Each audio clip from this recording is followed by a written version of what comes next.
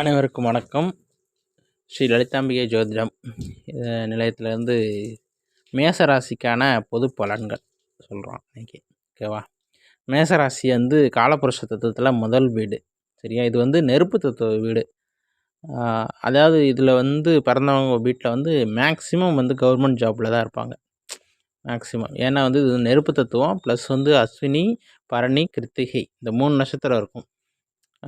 பரணி வந்து சுக்கிரன் பணத்தை கொடுக்குறவன், அஸ்வினி வந்து கேது புத்திக்காரகன், கிருத்திகை வந்து சூரியனோட நட்சத்திரம். ஸோ அந்த 3மே ஒருங்கிணைந்த நட்சத்திரத்தினால இந்த மேசராசியோட தன்மைகள் வந்து ஒரு கவர்மெண்ட்டு அதிகாரி, டாக்டரு, மேக்ஸிமம் மிலிட்ரி இந்த ரிலேட்டடில் வந்து இவங்க இருப்பாங்க, இந்த மேசராசியில் பிறந்தவங்க.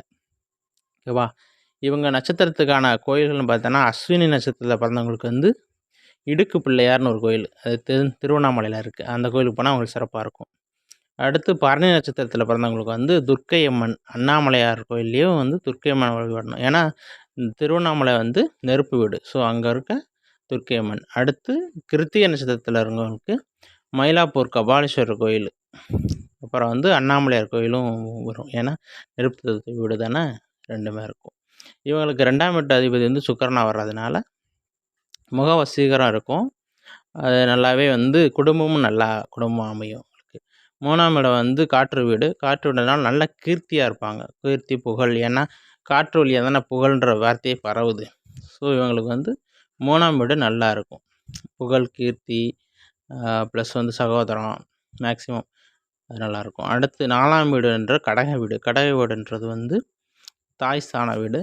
ஸோ அதுவும் வந்து இவங்களுக்கு வந்து ரொம்ப ஃபேவராக இருக்கும். நல்ல அம்மா கிடச்சிருக்கும் அதிகமாக மேசராசியில் பிறந்தவங்களுக்கு. தாய் சொல்லு தான் எல்லாமே நல்லாயிருக்கும். இவங்களுக்கு 5ஆம் வீடு சூரியன் வர்றதுனால இவங்க சிவனுக்கு வழிபடுறது வந்து ரொம்ப சிறப்பாக கொடுக்கும். சிம்ம வீடு. சிம்ம வீடு வந்து சூரியன் வந்து சூரியனோட வீடு. ஸோ சூரியன்னா சிவனை குறிக்கும். சிவனோட வழிபாடு இவங்களுக்கு அதிர்ஷ்டத்தை கொடுக்கும். அதே மாதிரி அடுத்து 6ஆம் வீடு பார்த்தா புதன். முக்கியமான வீடு அந்த 6ஆம் வீடு உங்களுக்கு. ஏன்னா இது வந்து எதிரி ஸ்தானன்றது, ருண ரோக சத்ருஸ்தானம்னு சொல்லுவோம். அதாவது கடன், நோய், எதிரி இந்த 3 கொடுக்குற வீடு அந்த புதன் தான்.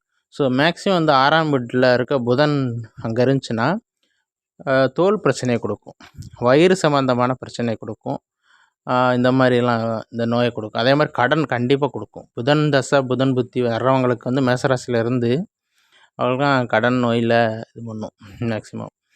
அடுத்து 7ஆம் வீடு வந்து சுக்கிரனோட வீடு.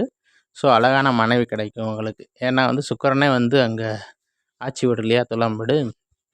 அடுத்து 8ஆம் வீடு வந்து விருச்சிக ராசியாக வரும். விருச்சிக ராசி வந்து இவங்களோட லக்னாதிபதியே தான் இருக்கும். ஸோ இவங்களோட ஆயுள் இவங்க கண்ட்ரோலில் இருக்கிறது மாதிரி நினச்சிக்கலாம். ஸோ அதுவும் நல்லாயிருக்கும். அது வந்து பாவகிரகமாக இருக்கிறதுனால ஆயுள் நீண்ட ஆயுளில் இருக்கும் மேசராசிக்காரங்களுக்கு. அடுத்து 9ஆம் வீடு வந்து தனுசு ராசி. தனுசு ராசின்னு பார்த்தீங்கன்னாலே வில்லம்பு தான். ஸோ வந்து கோதண்டராமர் இந்த மாதிரி தெய்வங்களை நீங்கள் வழிபட்டிங்கன்னா பாக்கியத்தை கொடுக்கும். தந்தைக்கும் நல்லா இருக்கும். தந்தையோட உடல்நிலை ஏதாவது பிரச்சனைனா அந்த கோதண்டராமரை பிடிச்சிக்கோங்க. அவர் கோயிலுக்கு போனாலே அப்பாவோட பிரச்சனையெல்லாம் சால்வ் ஆகும். அடுத்து 10ஆம் வீடு தொழில் சனி. சனி பகவான் 11ஆம் வீடும் சனி பகவான் தான். இவங்களுக்கு வந்து தொழில் இயற்கையாகவே அமையும். இவங்களுக்கு கீழே வந்து நிறைய தொழிலாளர்கள் வந்து வேலை பார்க்குற அளவுக்கு இருக்கும். அடுத்து 11ஆம் வீடு லாபஸ்தானம் வந்து கொடுக்கும், கும்ப வீடு. ஸோ மேக்ஸிமம் இவங்களுக்கு வந்து கும்பம் காற்று வீடு தானே. ஸோ காற்று வீடுனால லேபர்ஸ்கிட்ட சொல்லி வேலை பார்க்குறது, அதாவது சிவில் இன்ஜினியர் ஒர்க் பண்ணுறாங்கள்ல அவங்களுக்கெல்லாம் பெரும் லாபத்தை கொடுக்கும் காற்று வீட்டுனால. ஏன்னா அதிகாரம் பண்ணும்போதும் சரி, ஒரு நிர்வாகம் கையில் எடுக்கிற போதும் சரி, ஸோ அதுக்கு வந்து காற்று முக்கியத்துவம் கொடுக்கும். ஸோ அந்த வீடு லாபமாகவே இவங்களுக்கு இயற்கையாக அமைஞ்சிருக்கும். அடுத்து 12ஆம் வீடு மீன வீடாக ஒரு மேசராசிக்கு. அங்கே சுக்கிரன் உச்சம்.